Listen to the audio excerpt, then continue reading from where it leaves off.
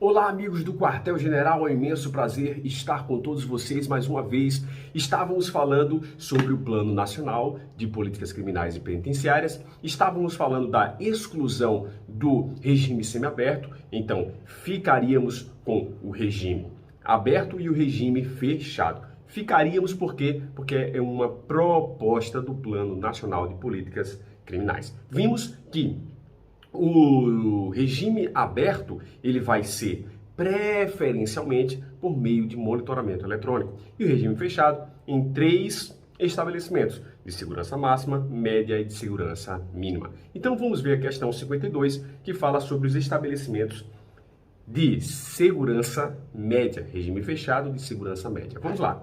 Nós temos o seguinte: de acordo com o Plano Nacional de Políticas Criminais e Penitenciárias, os estabelecimentos de segurança média seriam compostos pelos atuais estabelecimentos prisionais e destinados, por exemplo, aos condenados em regime fechado por crimes graves e violentos, cujo perfil não seja recomendado a inclusão em presídios de segurança máxima. Em presídio de segurança máxima. Então, realmente existe aqui esse perfil aqui que faz com que essa segurança máxima seja excluída.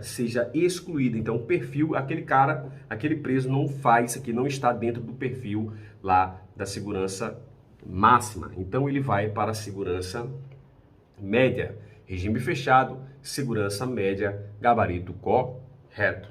Show de bola. 53. De acordo com o Plano Nacional de Políticas Criminais e Penitenciárias, os estabelecimentos penais de segurança mínima seriam compostos pelos atuais estabelecimentos destinados ao regime semiaberto e destinado, por exemplo, aos condenados em regime fechado por crimes não violentos e ou cujo perfil não recomendem maior vigilância. Certo ou errado aí, bem tranquilinho, né? Nós temos aqui, ó, crimes não violentos ou cujo perfil não recomende maior vigilância. Olha aí, certíssimo. Então, prestem muita atenção quando estiverem estudando lá o regime fechado e os estabelecimentos que o compõem, certo? Temos aqui estabelecimentos de segurança máxima, leiam as características, tá, dele, de segurança média e de segurança mínima. Perfeito, tranquilo, fácil, show de bola. Atenção total. Potencial questão de prova. Atenção redobrada. As lideranças de organizações criminosas armadas ou que tenham armas à disposição deverão iniciar o cumprimento da pena em qualquer um dos estabelecimentos de regime fechado. Deixa eu apagar aqui. Em qualquer um dos estabelecimentos de regime fechado, não, porque eles são de segurança máxima, média e mínima.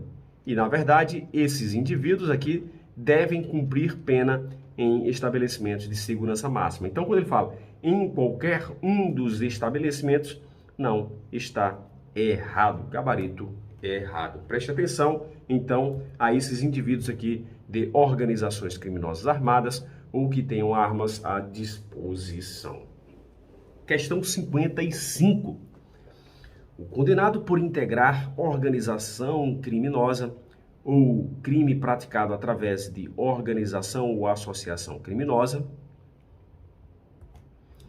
não poderá progredir, vou colocar assim, número 1, de regime de cumprimento de pena, não poderá progredir, vou colocar aqui assim, ou obter livramento condicional, número 2, ou ainda outros benefícios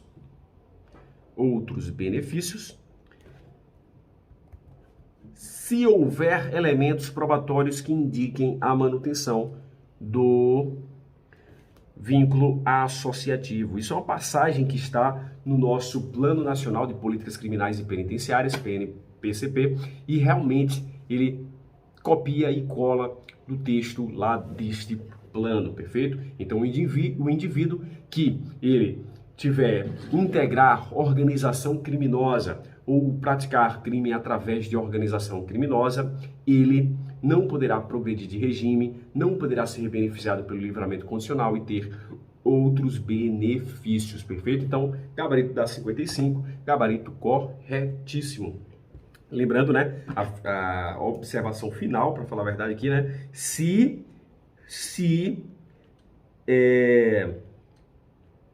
houver elementos probatórios de que ele ainda integra, tem algum vínculo com a organização criminosa. Essa observação é muito importante para nós, tá? Muito importante para nós. 56. Segundo o Plano Nacional, as audiências de presos recolhidos em estabelecimentos prisionais deveriam ser preferencialmente por meio de videoconferência e as exceções deveriam ser decididas pelo juiz da causa. Certo ou errado, pessoal? Certo ou errado? Nós temos aí, pause o vídeo aí e responda essa questão, perfeito? Vamos lá, respondendo aqui nós temos um gabarito corretíssimo, perfeito? É interessante nós observarmos aqui as videoconferências.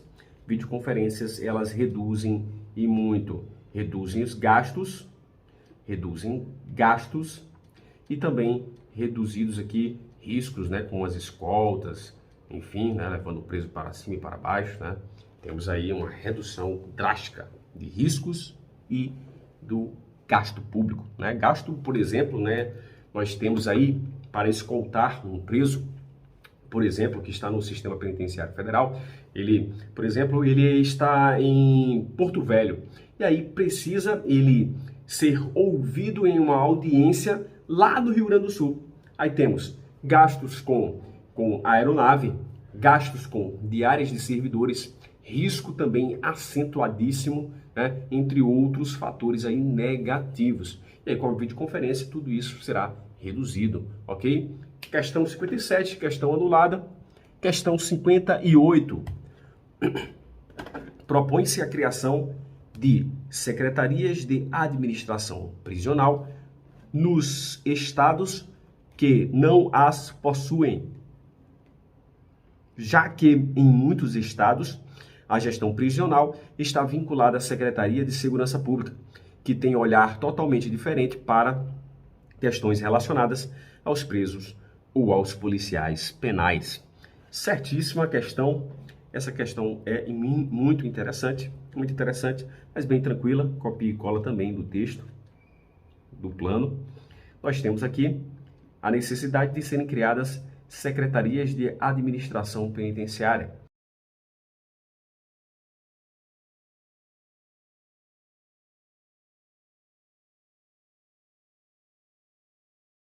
Secretarias de Segurança Pública, elas têm um olhar totalmente das secretarias de administração penitenciária. Aqui nós temos, por exemplo,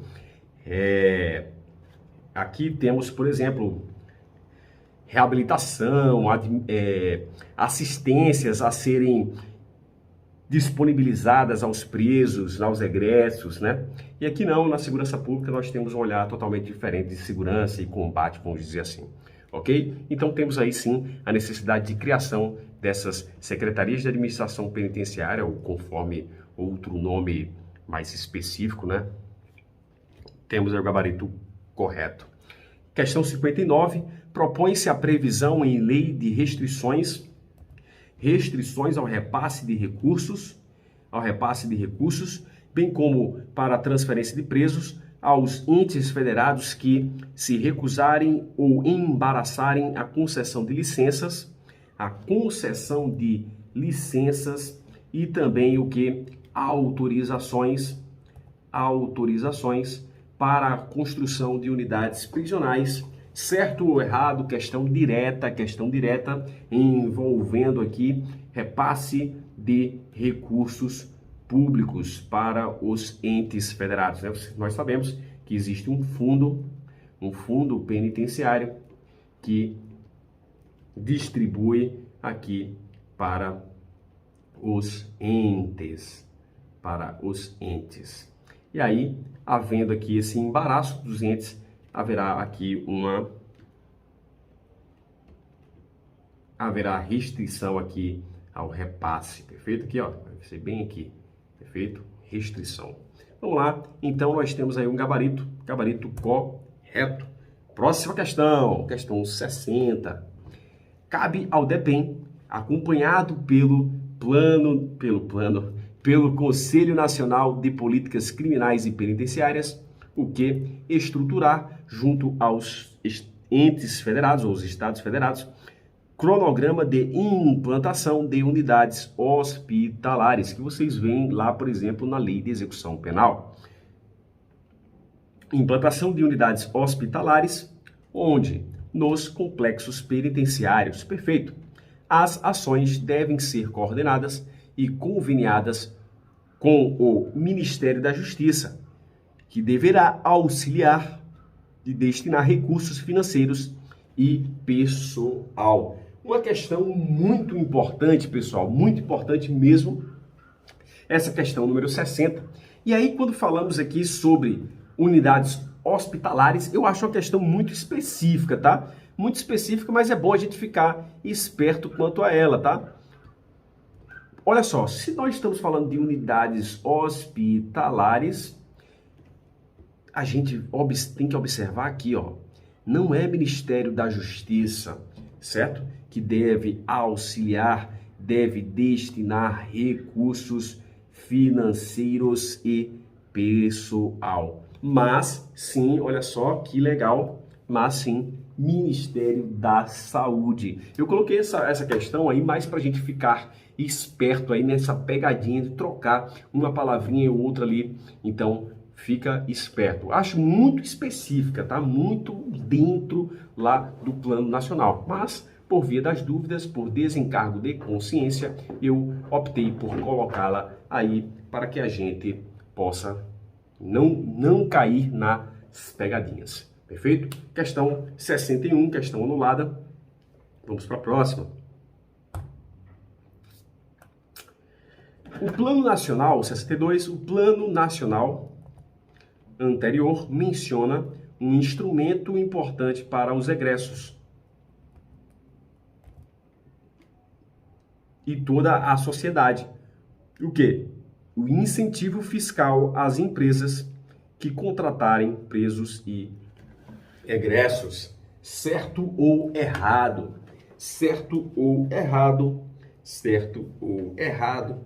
Nós temos aí um instrumento realmente muito importante para a ressocialização do preso. Palavra bastante batida aí em todas as aulas, reintegração social, ressocialização, enfim, é muito importante não só para aquele preso, mas para aquele egresso, mas também para toda a sociedade. Porque não queremos que aquele indivíduo, ao voltar à sociedade, ele cometa novos delitos, seja reincidente. Então, nós devemos abraçá-lo e fazer com que ele seja reintegrado. E essa reintegração, ela acontece, como nós sabemos, a gente vê lá atrás, né, através do estudo, através do trabalho. E aí temos esse incentivo fiscal aqui para que empresas possam contratar não só presos, mas também egressos, e aí essa reinserção ao mercado, à sociedade ser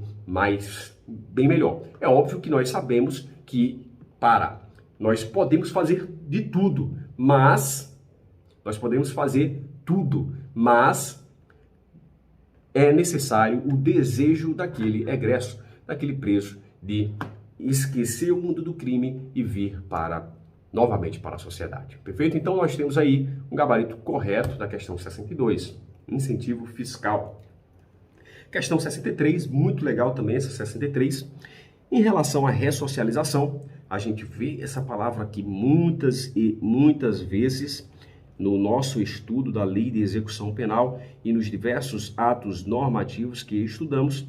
E aí nós temos aqui, ó, que em relação à ressocialização, temos duas posições. A número 1, que é a posição realista, e a número 2, a posição idealista. Bem tranquilo, se a gente pegar aqui pelo próprio nome aqui, a gente já consegue matar a questão. Vamos lá. Nós temos o seguinte aqui, ó. Nós temos a posição realista. Então vamos analisar o que é que está acontecendo na realidade e o que é idealizado, perfeito? A gente já consegue matar isso só com esses conceitos. Vamos lá, só com essa ideia. Vamos lá. Realista defende a prisão como espaço de prevenção especial positiva. Ressocialização. Já, deixa eu ver se eu consigo colocar na cor verde, já a posição idealista afirma que a prisão não é capaz de se constituir em espaço de ressocialização. O máximo que ela pode fazer é neutralizar o delinquente. E aí, certo ou errado, pessoal? Certinho ou errado? Certo, certo, certo. Errado. Por quê? Nós trocamos aqui os conceitos. Nós estamos falando aqui, ó, de posição idealista. É aquela que tem o ideal, aquele grande sonho de ressocializar todos os presos. Olha aqui, ó, ressocialização dos presos. A prisão deve ter essa visão aqui de prevenção especial positiva. Já a posição realista, o que acontece na realidade, né? O que acontece na realidade? Nós temos aqui, ó, a posição realista, que ela realmente é que defende aqui, ó, defende que a prisão não é capaz de constituir-se em espaço de ressocialização.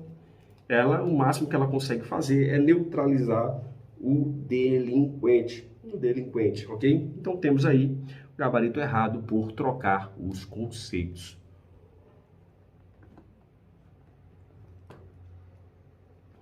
64, muito interessante também, fala sobre o levantamento nacional de informações penitenciárias.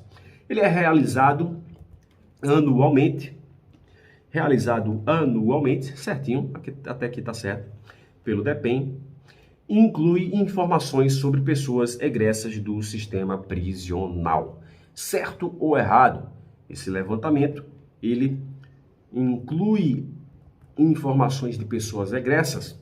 Olha aí, temos um erro, que é, ele não inclui, olha só, não inclui pessoas egressas, informações de egressos. A administração pública poderá, nos editais de licitação para a contratação de serviços, exigir da contratada que um percentual mínimo de sua mão de obra seja oriundo ou egresso do sistema prisional, com a finalidade de ressocialização do reeducando, na forma estabelecida em regulamento. Certo ou errado? Já falei para vocês aqui na questão anterior que é importante sim nós termos aí esses incentivos fiscais, e aqui já do lado da administração pública nós temos aí também a possibilidade de, nos editais de licitação para a contratação de serviços, né, prever, sim, olha só, empresas, vocês terão uma pontuação mais alta se vocês tiverem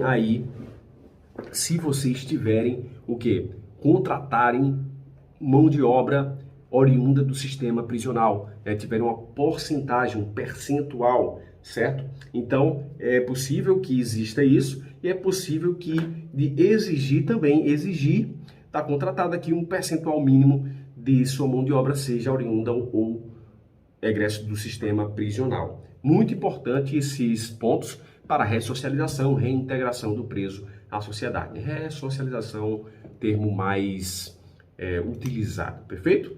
Então, gabarito da questão 65, gabarito correto, tranquilo, show de bola. Próxima.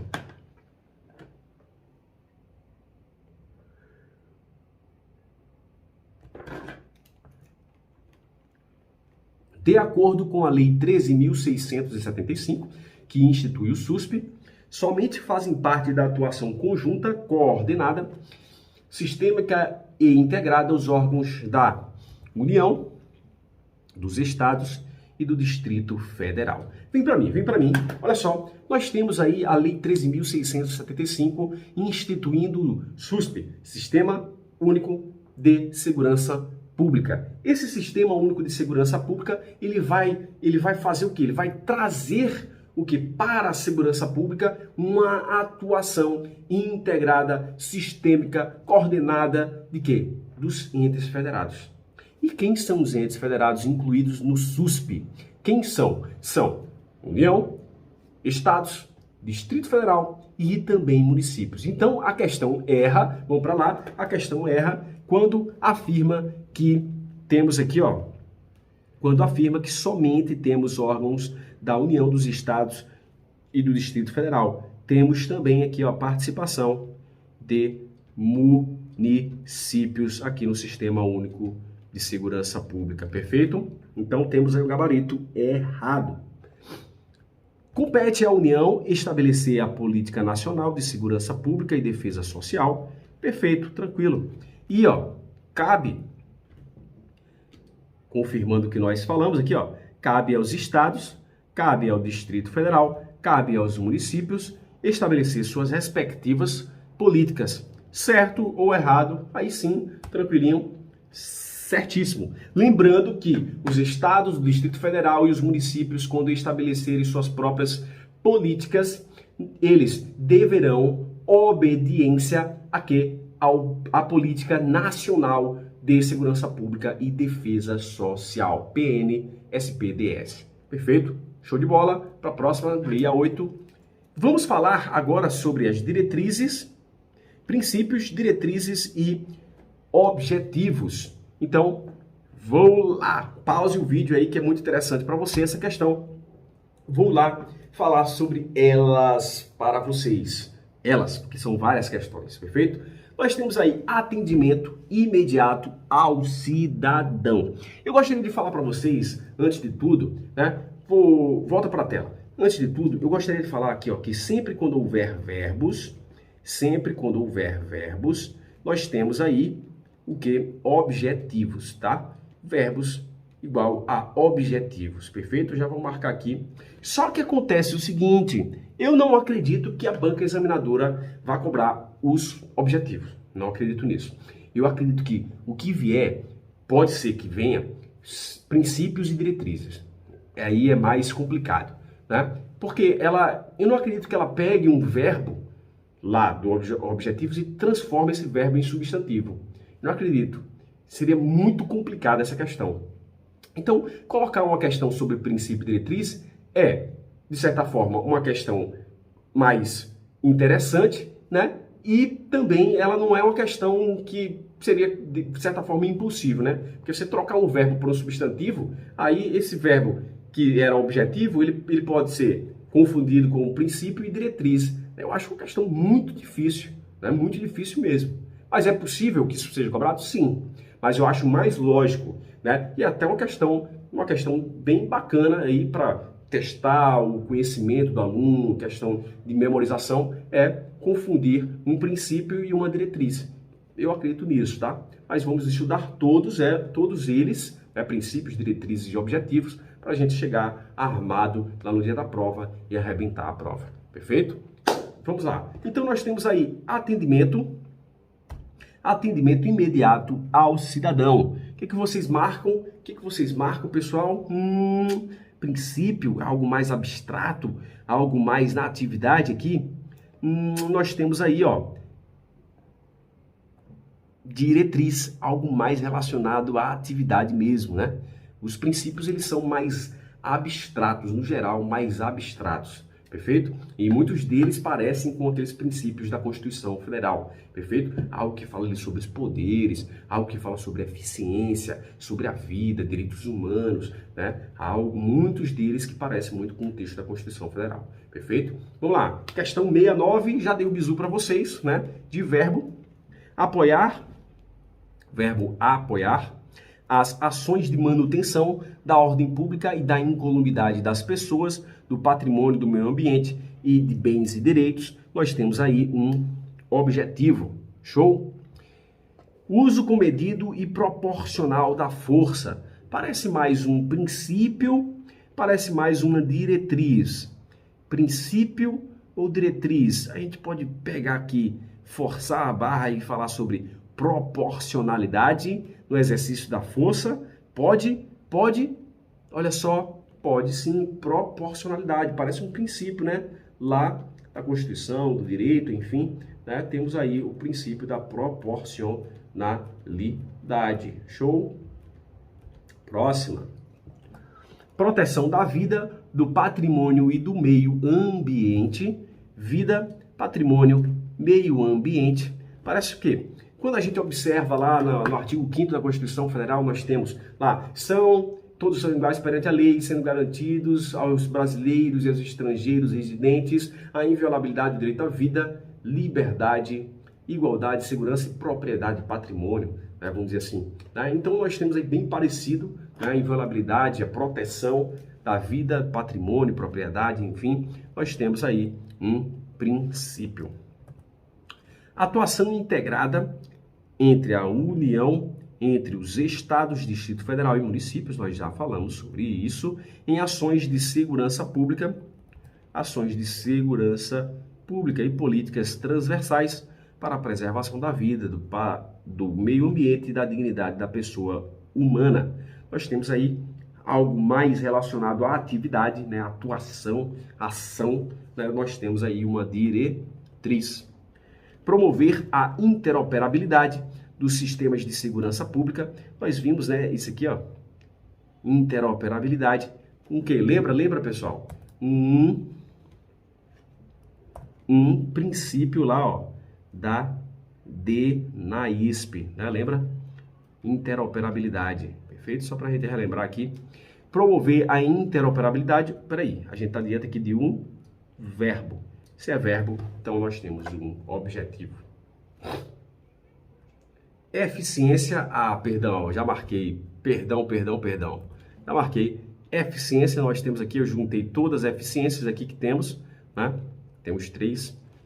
Eficiência na prevenção e controle das infrações, eficiência na repressão e apuração das infrações, eficiência na prevenção e na redução de riscos em situações de emergência e desastre. Eficiência, né, é um princípio lá previsto na Constituição Federal, aquele LIMP, legalidade, impessoalidade, moralidade, publicidade e eficiência. Promover a participação social nos conselhos de segurança pública. Promover é verbo, então, objetivo. Ixi, marquei errado aqui. Objetivo. Próxima. Participação social nas questões de segurança pública. Essa é muito legal. Essa é muito top. Preste atenção. Preste atenção no que eu vou falar. Pode ser que seja a nossa questão da prova. Nós temos participação social. Perfeito. Só que temos esse termo tanto nas diretrizes quanto nos princípios.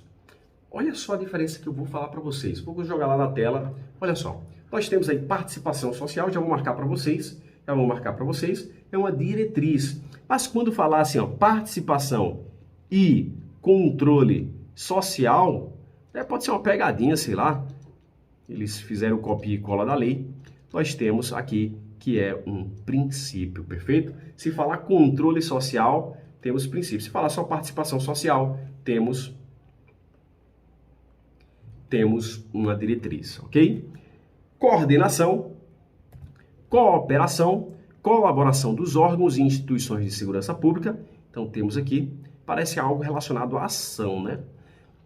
Nas fases de planejamento, execução, monitoramento e avaliação das ações, respeitando-se as respectivas atribuições legais e promovendo-se a racionalização de meios com base nas melhores práticas. Ação, parece algo abstrato, mais abstrato, ou parece algo mais relacionado à atividade. Nós temos aí, então, o que, ó? Olha aí, diretriz. Proteção, 78, proteção dos direitos humanos, respeito aos direitos fundamentais e promoção da cidadania e da dignidade da pessoa humana. Nós temos aí, então, o que parece a Constituição Federal, nós temos um princípio. Estimular a produção e publicação de estudos e diagnósticos para a formulação e avaliação das políticas públicas. Estimular é um verbo. Se é verbo, é um objetivo. Participação e controle social. Já dei esse bizu para vocês. Falou participação e controle social, nós temos aí um princípio. Planejamento estratégico e sistêmico. Isso aqui é mais abstrato ou está mais relacionado à atividade em si? Mais abstrato ou mais relacionado à atividade? Você consegue imaginar ali os membros no planejamento, em reuniões? Olha só que legal. Sim, nós conseguimos imaginar essa cena aqui na atividade ali, direcionamentos, através de reuniões, através de planejamento, né? Lembra daqueles ciclos, né? Daqueles ciclos que nós temos lá: planejamento, execução, avaliação, consolidação e o monitoramento aqui, né? Muitas passagens da ISP, né? Nós temos aí esses ciclos, né? Os 5 ciclos, né? E tem alguma outra passagem que temos somente 4 ciclos. Eu falei já para vocês que é uma confusão, mas na maioria das vezes são 5 ciclos. Mas aí esse desenho aqui, né? Aí esse desenho aqui mostrando que temos esses ciclos, né? Que o monitoramento faz parte de todos os ciclos. Também tem essa informação lá, né? Informação um pouco confusa, para falar a verdade. Fomentar, 82, fomentar o aperfeiçoamento. Fomentar o aperfeiçoamento da aplicação e cumprimento de medidas restritivas de direito. Nós temos aí fomentar. Nós temos um verbo, nós temos um objetivo. Próxima. Atendimento prioritário, qualificado e humanizado às pessoas em situação de vulnerabilidade. Parece algo relacionado à ação, né? Não é algo mais abstrato, é algo mais real, algo mais concreto, algo que está próximo da nossa atividade, vamos dizer assim, né? Da atividade em si, atendimento prioritário, né? Então nós temos aí o que? Uma diretriz.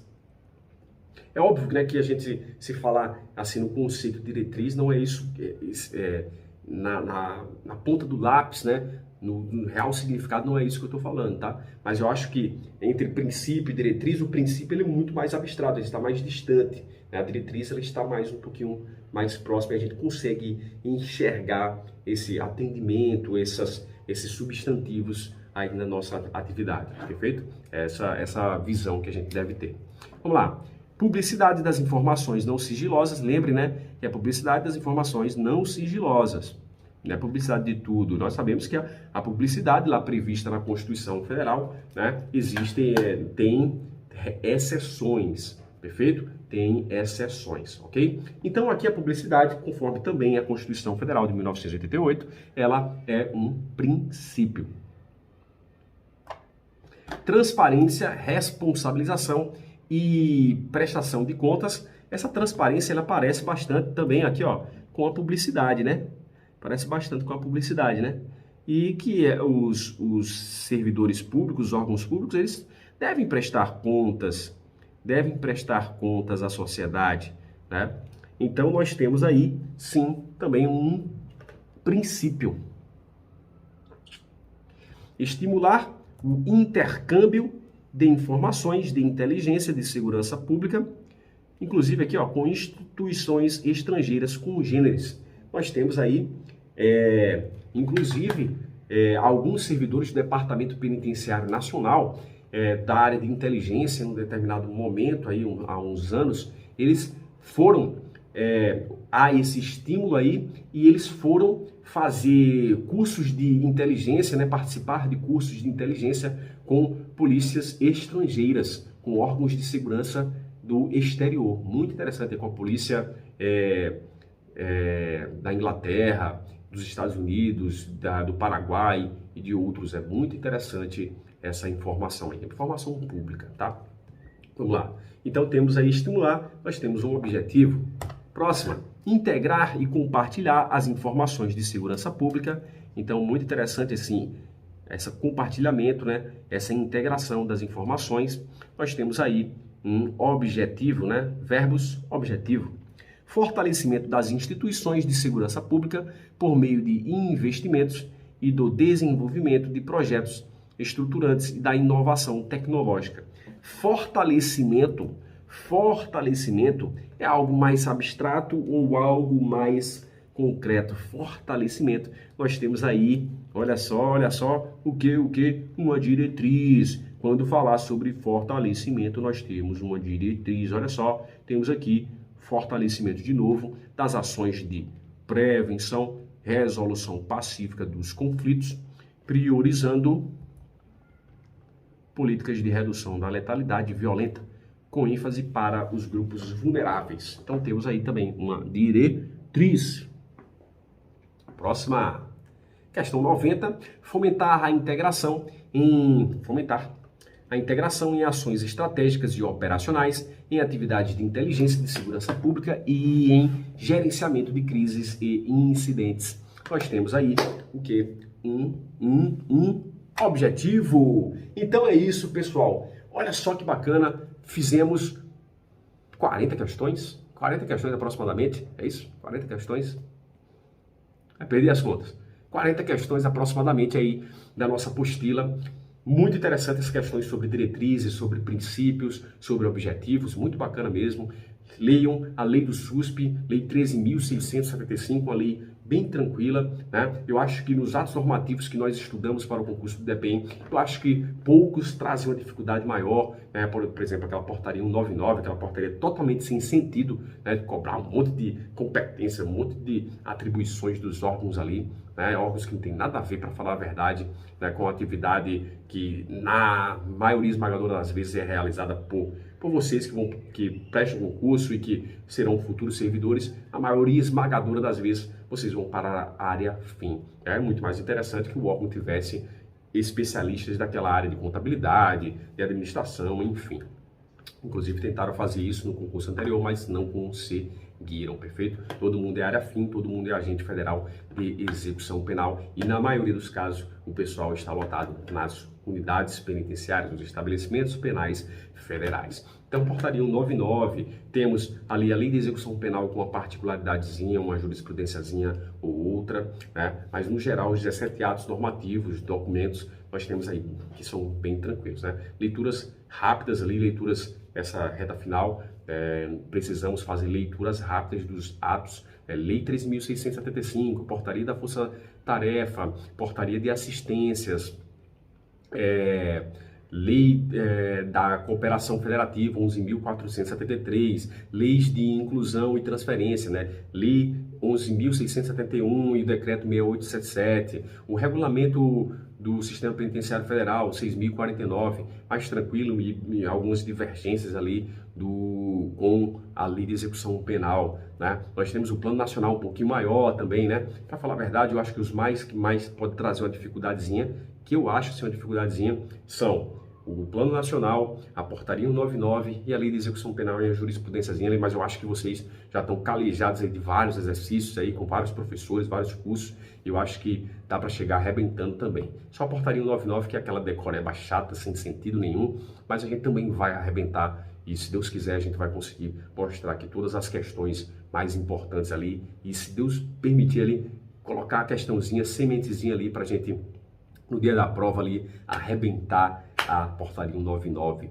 também, né? Acredito muito nisso, né? Acredito também na fé, né? Na fé do nosso trabalho, na fé em Deus e na cooperação mútua, nesse feedback aqui, nesse contato com vocês aqui, aberto sempre, né? Para que a gente possa desenvolver um bom trabalho, caminharmos juntos e conseguirmos a vitória, né? Eu estou aqui do lado, né, trazendo minha experiência, mas óbvio que eu não sei de tudo, né? Óbvio que existe uma mudança repentina do direito e a gente pode ser pego de surpresa, isso acontece com os mais variados professores, mas isso não deve ser a regra, obviamente. A gente se esforça para trabalhar para vocês e conseguir mostrar as questões. Se Deus permitir, nós mostraremos todas as questões. E vamos embora, estou muito empolgado com esse curso aí. Muito obrigado a todos vocês.